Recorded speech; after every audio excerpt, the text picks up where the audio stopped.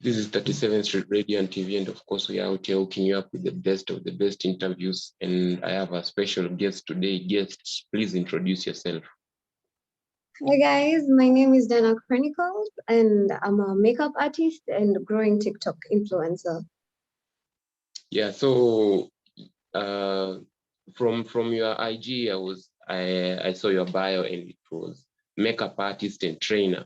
So you can just maybe go into detail what you really do and explain to guys so that they can understand what a makeup artist is and also a trainer. So I'm more of a trainer, and it's an idea that started like 3 years back because most girls want to learn makeup, but makeup schools are really expensive. So I found it lenient to provide the service at a cheaper price so that, generation is changing and makeup is really becoming part of a woman's lifestyle. So that's what I do. I'm also a makeup artist, but I venture more on the training part. Yeah, so generally, I just want to know, when did your interest in fashion and beauty start? At least 6 years now. I was in Form 2.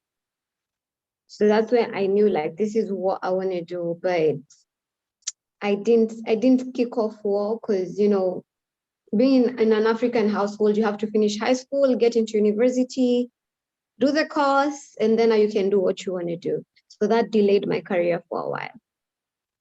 Yeah, and then now, of course, after school, I want to know what really made you pursue it professionally, because just as you have said, of course, I know maybe your parents expected you to be a doctor or something like that, lawyer, but you chose now to go the other route and do it professionally. So what really made you pursue this professionally? Okay, so literally I've told you the interest aliens are a bit back time, but my parents they really weren't into it because it wasn't makeup that time. I think it wasn't really professionally known. So I was called to Kenyatta University. I did my diploma, I finished. And after it, I got a job, a 9 to 5, and just the working environment and the office place was just not a place for me. So I went back to nature back my talent. I quit my job and went back to actually take this more seriously. I really disappointed my parents by it because they wanted me to do a degree, niendelee na masomo. You know how African parents can be.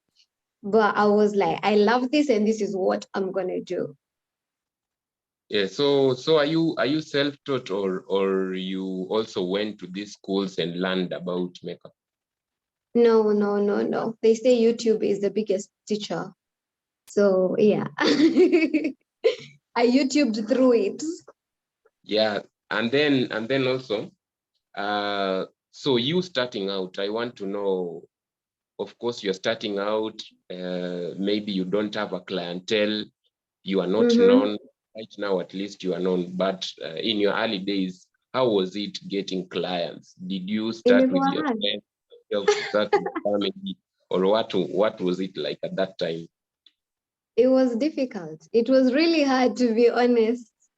Starting out in a country where already beauty brands are quite dominated, so it was very new. I didn't have any marketing strategy because I've not gone to school. I'm also not sure if I'm doing things the right way because I'm self-taught. I'm not sure if I'm doing procedure. I don't know how to handle a client. So it took almost 1 year to actually get noticed and actually get a client for the first time. But ilibidi, they're called pro bono makeups. You do free makeups on your friend, you post, you do other free. So I did almost 100 free makeups that will post. So slowly you start getting 1-2 clients. And of course, like right now, my net worth when it comes to a face bit, it's 2,000. But that time I was being paid even 300, and it's okay for me because you're taking what you can. You're taking what you can. Yeah, it was very difficult. Right now, can you say that being a professional makeup artist, you can just pay bills out of that and run your errands because of the revenue that you are getting? Market strategy ndio muhimu. For me, I think I'm born talented, so it's very easy to dominate entertainment, and that's how I have a platform. So if a makeup artist does not have a platform, you're not going to be able to pay bills. But once umejimarket, you're active on all your socials, yes, at least a week uneza, in a week you're able to pay for rents and whatever. Yeah. So can you say internet has really played a big part? Actually, I don't think my job unaweza fanya bila internet. It's not gonna work. How are you gonna work without internet? This is the biggest. If it goes down to, let's say, 2 days to no internet, then I mean I'm suffering for the next 2 days. I mean, I don't have any clients, so it is the biggest platform for me. So let's talk about another thing that you do, which is TikTok. So I just want to know, when did your journey in TikTok start? It's so recent. It started on January 21st. I think I've been there for only 3 months or so. It's only going to 3 months now. So you doing makeup, and then now, of course, TikTok, you also need content. So how did you have a fight in your head, like, I am doing something that can give me money, then I'm venturing to TikTok? Did you have a fight in your heart, or it was just fun when you started? Actually, I think, to be honest, when I was starting it, I knew what I wanted. I knew ni platform natafutia kazi yangu. I knew I wanted the platform to actually, sell out my work. But what I did not know is that actually people will perceive what I'm saying so seriously, and it will actually be taken as entertainment. So the first time I posted a video, the first video yenye tu nilieka ilienda, it got to at least 10K views, and there were so many comments, and I was like, because I was just being me in the video. So I was really sure it was not something that was really planned. I was actually just planning to sell out makeup and do makeup videos. But I did one video of my voice, and everyone was like complimenting the voice, complimenting the content. And I was like, okay, let me keep this up. I see how many followers I can get and see how well it turns out for me. And it's doing good. So how did you decide to choose that content? Because you just talk about issues of what is happening in common life of Kenyans, and other people usually choose to dance, others choose comedy. So for you, how did you even come up with that? It fell in place. I did not even realize I was discussing issues that are affecting people until I saw it in the comment section. And the comments will be like, you're talking too much truth, too much truth. So I was like, okay, so my content basically is about talking about things that everyone battles, especially, I think I've ventured more on the women's side because I can relate. So I think, okay, it wasn't planned out. To be honest, the whole TikTok thing wasn't planned out. Yeah. Another thing I would like to ask, now when you talk about such issues, of course, there are guys who will appreciate what you're doing, and then there's a demographic that will feel attacked, and Of now course. they come up with comments, they're trying to troll you. So I don't know how you deal with that. I think in my country, every successful person through social media, I think they've gotten to the top because of hate. So when you realize hate is coming to you, it means you're doing good. And I think that's my biggest encouragement. But I think if you go to my comment section, when you say something that is very inappropriate, I will also inappropriate you back. Because no one is meant to make the other person inferior. Yeah, so because of TikTok, just doing your content, maybe have you ever got a gig or something like that, guys getting brand endorsements? Have you ever got a deal just because of TikTok? I think I've been here only for 3 months, yeah. I have had collabo with small businesses, but mostly, okay, the one time I was approached with something that I felt was really worth the amount of money they are paying Aikwen and Anisha, and me, I will check on in my value and what they're asking me to do, and I refuse.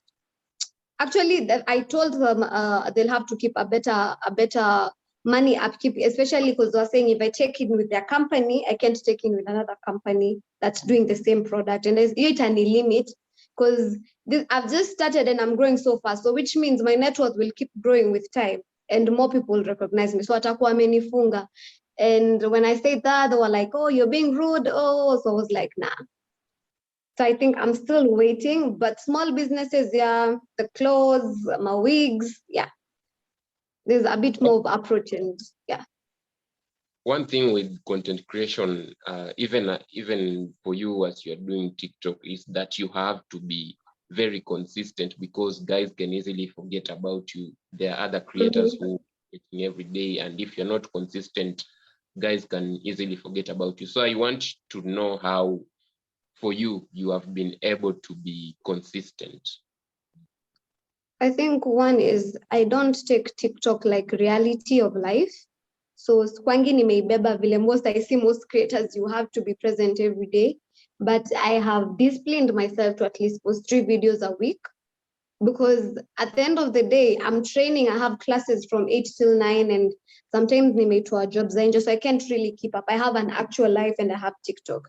So I just need to balance it. But for me, I think when the idea comes, I drop a video. That's it. I don't pressure myself really.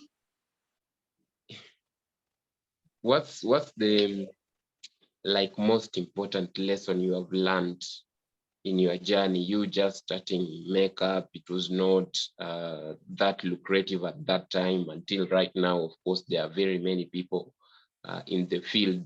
I just want to know the most important lesson that you have learned over time. You can't give up. You just can't. That's it. You can't, because I know that days where I wasn't getting clients and I was like, oh God, I'm a Tony Rudy job. I think I actually applied at some point. I wanted to go back to the 9 to 5. This was not working. My landlord is there. You need to pay this. You need to eat. You need to do that. It's not working. So I'm like, but then at the same time, I know being your own boss and being under somebody's root, then they're not on the same level. So I needed to keep pushing, and I just think there's no one who has an easy journey being an entrepreneur. I think it takes so much sacrifice and so much boosting yourself.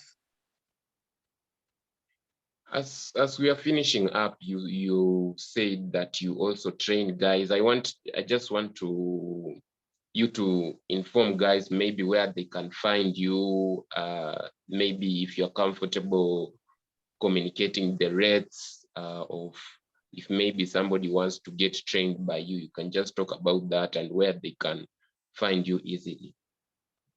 Yeah, sure. So I'm located behind. Okay, wait. I'm located behind Thika Road Mall. It's an estate called Miramar Springs. So I have my studio out there, and my training goes for 10K for a monthly package, and 500 if you just want one session to just basically know where to start with your makeup. So yeah. Yeah, thank you so much for giving us your time. You're really welcome. Thank you for having me. I've enjoyed it.